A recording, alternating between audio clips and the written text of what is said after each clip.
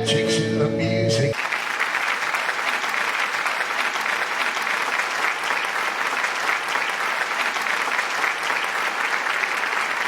I think that music can be a way for me to cheer up when I'm feeling down, or it can maybe be a way for me to sort of fully explore, say, sadness, if I want to really connect with whatever sort of sense of sadness I'm feeling. You can find some music that will sort of help you go deeper there if you need to. So yeah, and then come out the other side, which is just as important. So absolutely, I've always found music very therapeutic, and even just the act of, say, playing guitar or singing can be therapeutic. It's not just listening to the music of somebody else that is therapeutic, but just the act of creating it, whether it's something improvised and spontaneous, or just something that you've practiced over and over and over again.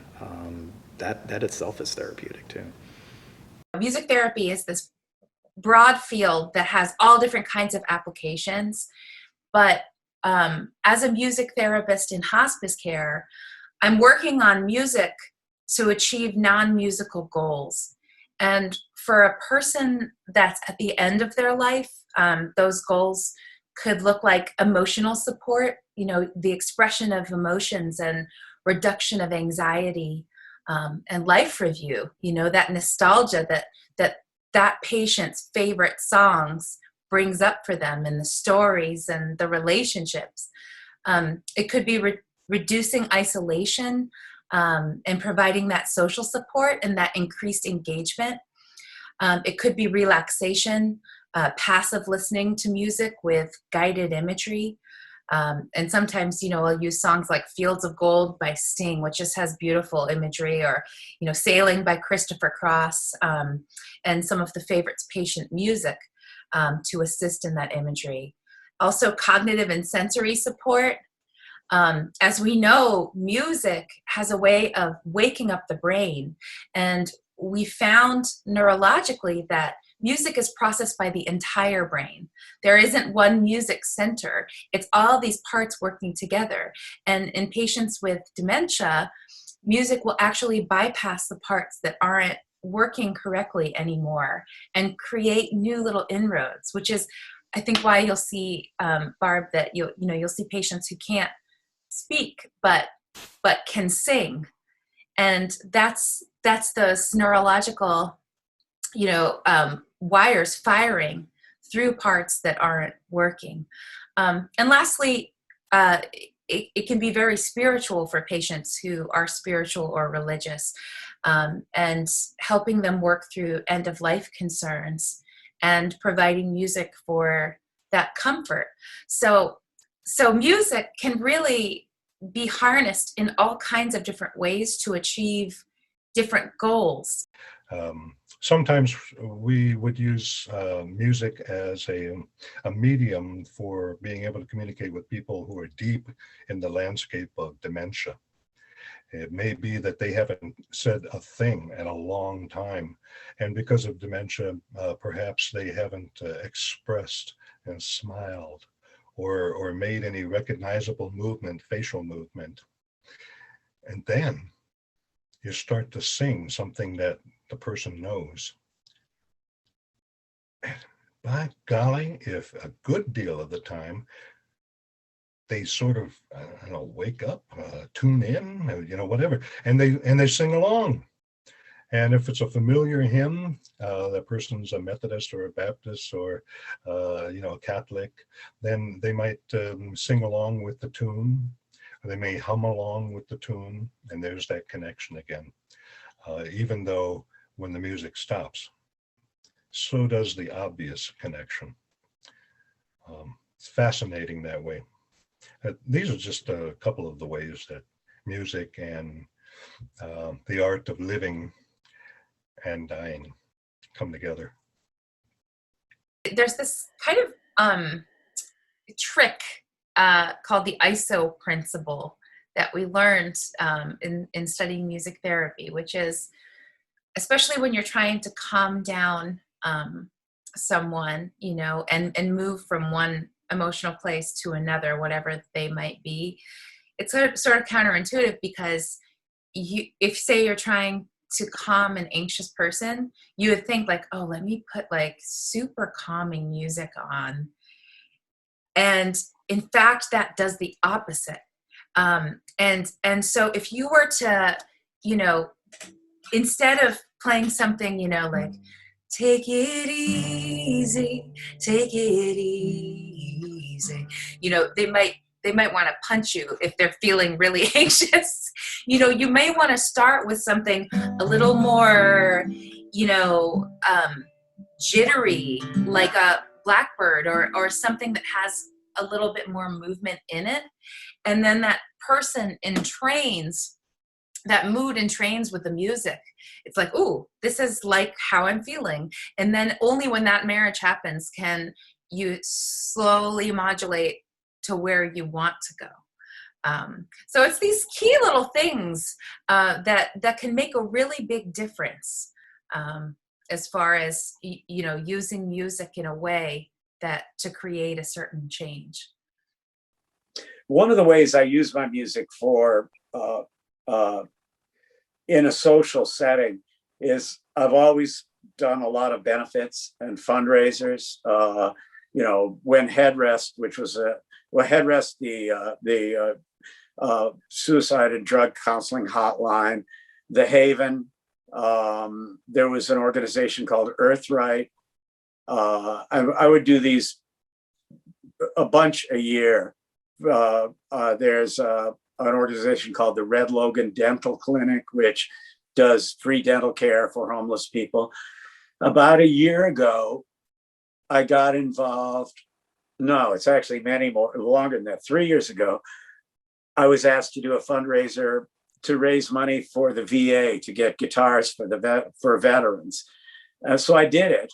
And then later on, we got a call and said, well, we bought 8 guitars with the proceeds from this benefit show.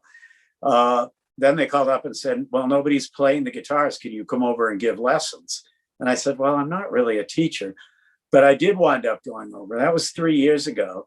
And I still do sessions with vets once a week, teaching them songs they like to do, they want to learn, giving them pointers on the guitar.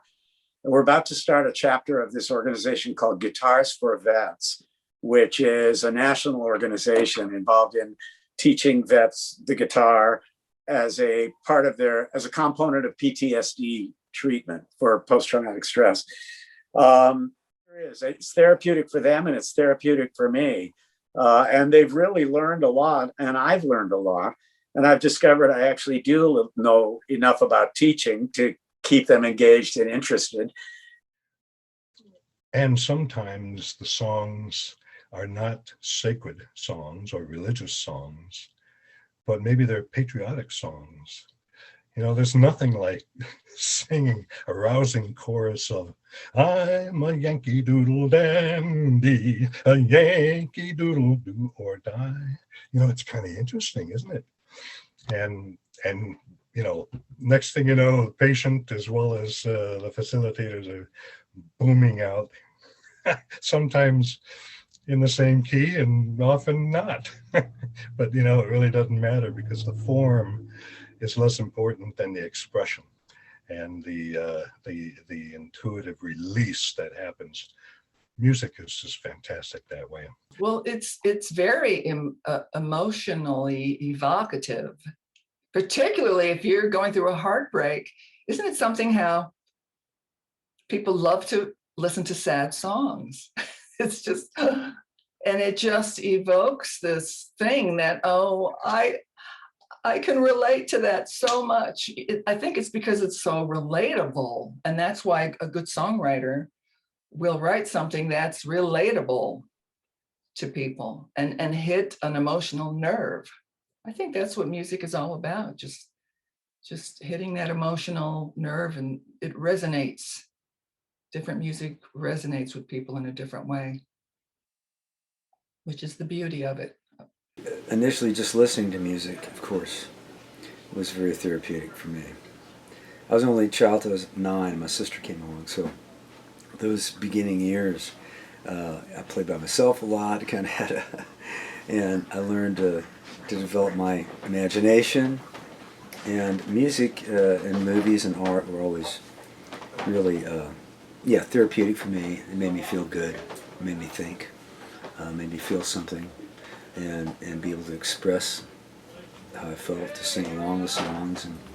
And so early on, I really was enamored with songwriting, and just was curious about it. And I started dissecting music, songs, and learning how to write them. And then when I got into writing songs, then I could actually head on deal with some of the things that were going on inside me, and that I saw going on in other people.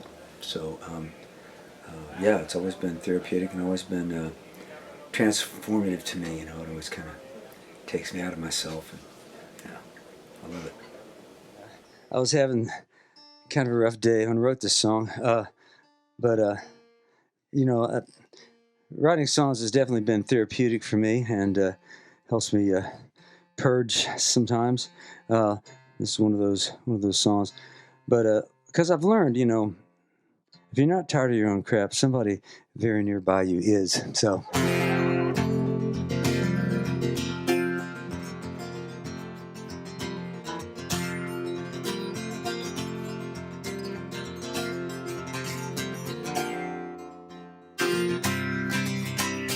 There goes me, giving in easily, trying too hard to please, soft in the middle, faithlessly, chickening out on me, blaming that big machine, hurdling riddles, frightened and little, standing in my own way.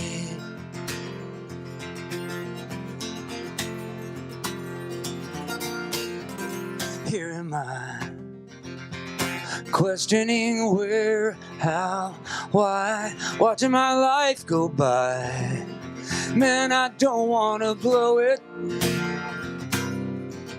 Contrary me, begging to disagree, making mistakes in threes. Yeah, I'm wrong and I know it. Too proud to show it. I'm just standing in my own way. Standing in my own way.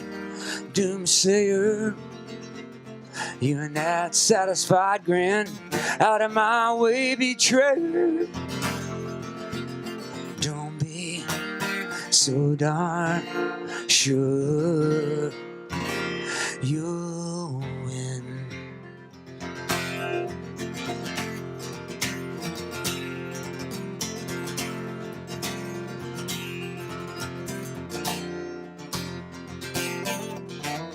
We're through.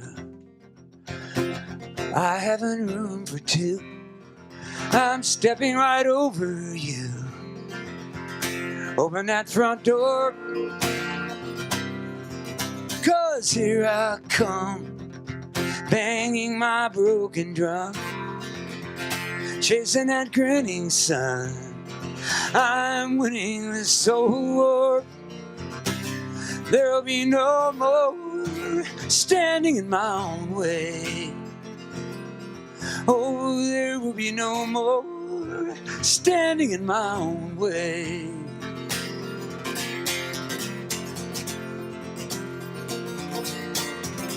There goes me, standing in my own way.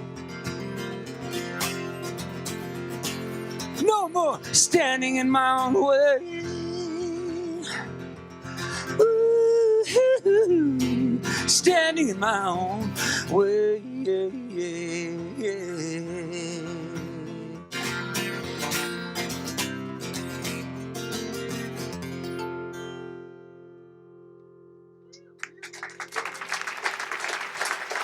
Thank you. Appreciate that.